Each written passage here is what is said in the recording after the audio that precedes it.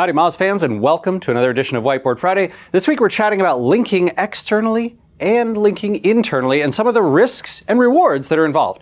So, some of you probably have seen April 11th, Google made this big move. They sent out a bunch of penalties to a noticeably large number of websites. It was covered on a bunch of the SEO forums and in the SEO news. Basically saying, this is Google sending out these warnings saying you're linking to unnatural looking sites or in unnatural patterns, and we've noticed and we think that those links shouldn't be there. We may be penalizing your site, or we may not be passing PageRank or other types of link mechanisms, link value through your website anymore. This isn't the first time Google's done this. They've done it many, many times over the last 10, 15 years. We've seen plenty of this. This was just another explosion in that. And it is also the case that we've seen some other cool things on the other side of the aisle, which is Google rewarding internal links in a way we had not seen previously. In fact, some cool experiments were done recently. Hopefully they'll be made public soon, and then we can link over to them around internal links and the power that internal links still have. So we know that it still matters and it's still important to consider who we link to and what we link to from our sites and pages. And so I thought maybe we'd talk through a few of those scenarios. First off, when you're linking to external sites and pages, let's say I've got my mobile phones compared website here, it is actually a very positive thing to link out to places like the official website of, maybe Samsung's S7, or to link out to the Engadget review if I'm collecting a bunch of reviews and aggregating that data there to give the reference point. This is positive. However, if I'm linking, let's say I'm getting some affiliate value, or someone's paid me to link, or I'm linking to this site because it turns out that I own it or someone connected to me owns it and I'm getting some benefit from it. This mobile info for your life, maybe that could be a little suspicious. It is the case, it is true, and we've seen plenty of evidence to support this. I think, ever since Marshall Simmons from Define came in here many years ago and did his Whiteboard Friday about how the New York Times saw so much benefit from linking out. Lots of folks have been investigating that and seen that benefit repeated over and over. So good external pointing links can give a boost to your site's relevance, to how search engines consider you, and even to your rankings. Linking out is a positive thing. It's also the case that sites and pages that link out tend to earn more links back in, which seems obvious. They're more helpful and relevant to people. They can serve as better resources. And it's also the case that often that's a very direct correlation, because linking out might drive traffic to other websites who then notice it and say, oh yeah, I'd like to check you out. I might link to you, right? Engadget might see my link and say, oh, you guys do a great job of those comparison stuff. Maybe we'll link to one of those in a future blog post that we do. Or Samsung might see our comparison and say, hey, that's some pretty cool data you've got. Do you think we could partner with you on a future research project? And maybe we'd link to you from that project. Very cool things. That said, manipulative linking. Linking out in fashions that is dangerous. This is sort of the inverse of what we classically think of as link penalties, right? Where we've gotten links that have pushed us up in the rankings and they are from bad places. Linking out to bad places or to good places for bad reasons.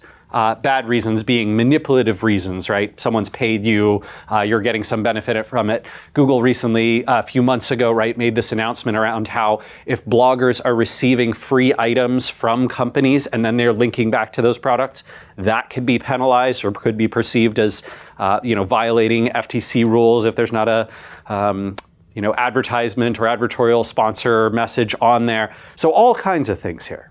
All right. Let's move over to internal links. On internal links, we've got a little bit of the same story, but with some caveats. So my mobile phones compared page here, I could be linking off to my own review. I could be linking off to my video category. Maybe if I've got a video at the bottom of this page, I'm providing navigation. I'm helping visitors go where they want to go. This is a very positive thing. It can not only help to get those pages indexed and crawled, it may also help them rank higher. With a few caveats. So the right internal links, right, good ones, can have a large positive impact across a big website. Internal links that tend to perform the best, the ones that help the most, tend to be the ones that drive real traffic and they sort of continue a visitor's journey, right? They help people find what they're looking for. And it's also the case that the ones that don't drive traffic, that aren't perceived as helpful, seem to have less of an impact on the pages they link to. Now, I will point this out. If you're worried about like, oh, should I add one more link on here to another category page, or should I reference another page from here? You generally don't need to worry about that. As long as you think that some small portion, even the small portion of your audience, would be potentially interested in that, and it makes sense from a usability perspective, you should go ahead and add the link. I don't tend to worry at all about like, well, the difference between 52 links on a page and 53 links is those 52 links will get a little bit less page rank or a little bit less, link energy, whatever it is, voting power, than the 53rd link. I would not sweat that at all. Those days are long since gone. But it is true that internal links tend to have the largest impact on already authoritative sites. If you've already got a lot of authority on your site, you can help many of the pages deep in your site's structure to get crawled and indexed and to rank better by linking to them. And we've seen this pretty substantially with some very big websites lately where they've gone through these redesigns and had remarkable results. That said, manipulative links, right? For example, let's say I went through and I just wrote a little bot that crawled my entire website, found every instance of the word LG, right, the manufacturer, the phone manufacturer, and linked to my LG page. It gets a little manipulative. There's probably some places where it makes great sense, but every single time the word is mentioned, you've probably seen some websites like this, although fewer of them in the last 3 or 4 years than in the 5 years before that, when this tactic was really prevalent and Google wasn't penalizing for it. We've actually seen examples where people removed that and made it, they made it much more subtle. They only did it on the first instance of the word on a page, and they only did it on, category level pages or blog level pages, not deeply indexed pages or paginated versions of things, that kind of stuff. And in fact, they saw their rankings rise. I love this. They saw their rankings rise like almost immediately. There was a really cool example a few years back. I think I might have done a Whiteboard Friday about that. So with manipulative internal links, right, especially ones that are stuffed into footers or jammed into every word instance or those kinds of things, Google tends to perceive that as manipulative, which in fact it really is, right? You're not doing that for visitors' benefit. You're hoping that it helps you with your rankings, and in fact, it's probably doing the opposite. General rule of thumb, if you can't find any way to justify how something that you're doing for SEO also benefits a visitor, maybe you should reconsider it. With a few exceptions, XML sitemaps might be a reasonable one. It's the case that oftentimes the ones that are in footers or in structured template areas of a website that tend not to get clicked by people, sometimes a sidebar can do it, sometimes top nav can do it, sometimes even in-content stuff that's wrapped around can do it. That tends to be the most dangerous places, but it's not the only kind that gets penalized. And in fact, it's not even always bad. We've seen instances, again, on very big websites where they've done very significant footers and linked off to all their properties that the site or the company owns and controls.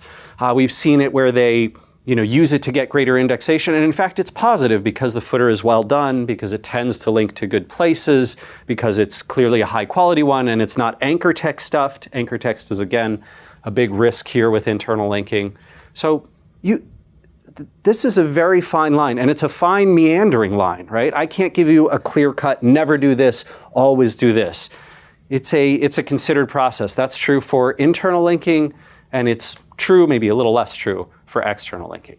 If you've got great advice that you'd like to share, or some experiences, or you want us to take a look at some of your internal or external linking practices, feel free to leave a comment. We'll check them out, and I'll see you again next week for another edition of Whiteboard Friday. Take care.